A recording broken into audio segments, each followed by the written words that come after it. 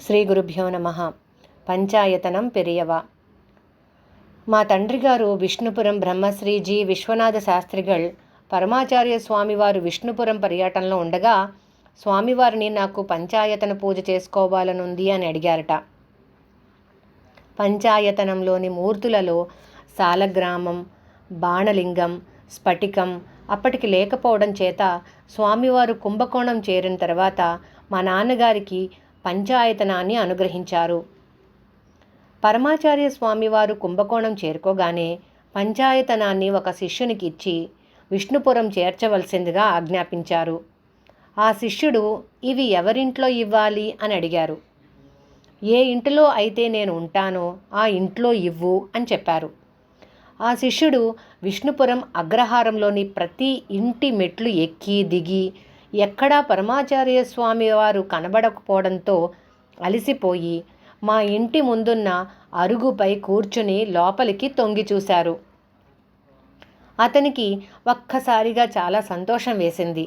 మా నాన్నగారు బయటికి వచ్చి ఏమిటి సమాచారం అని అడిగారు. పరమాచార్య స్వామివారు ఈ పూజా పంచాయతనాన్ని మీకు ఇమ్మని చెప్పారు అన్నాడు. నాకా అని అడిగారు.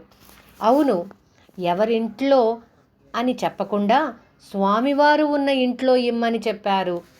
మీ ఇంటి వసారాలో ఉన్న మహాస్వామి వారి చిత్రపటం నాకు చక్కగా కనిపించింది. స్వామివారు ఇక్కడ ఉన్నారు కాబట్టి ఈ ఇంట్లోనే ఇమ్మని చెప్పారు అని నాకు అర్థమైంది.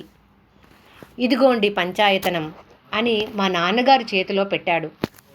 మహాస్వామివారు సర్వకాలముల యందు మా ఇంటిలో వసిస్తున్నారని మాకు ఎప్పుడు నమ్మకం. ఆదిశంకరాచార్యులు నిత్య దేవతార్చనలో భాగంగా పంచాయతన పూజని ప్రవేశపెట్టారు. పంచాయతనంలో శివుడు, విష్ణువు, అంబిక, గణపతి, సూర్యుడు ఉంటారు. ఏ సాంప్రదాయానికి చెందిన వారైతే ఆ మూర్తిని మధ్యలో ఉంచి మిగిలిన వాటిని నలువైపులా ఉంచి పంచాయతన పూజ చేస్తారు.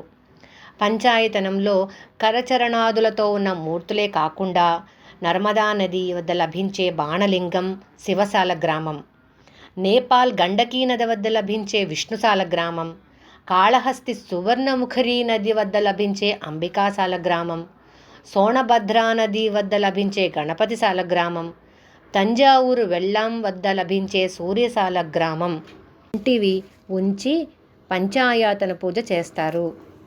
ఇది శ్రీమతి మోహన్ పంచపకేసన్ మహాపెరియవాళ్ దర్శన అనుభవంగళ నుండి సేకరించబడింది. అపార కరుణాసింధుం జ్ఞానదం శాంతరూపిణం శ్రీ చంద్రశేఖర గురుం ప్రణమామి ముదాన్వహం. శ్రీ గురుభ్యో నమః.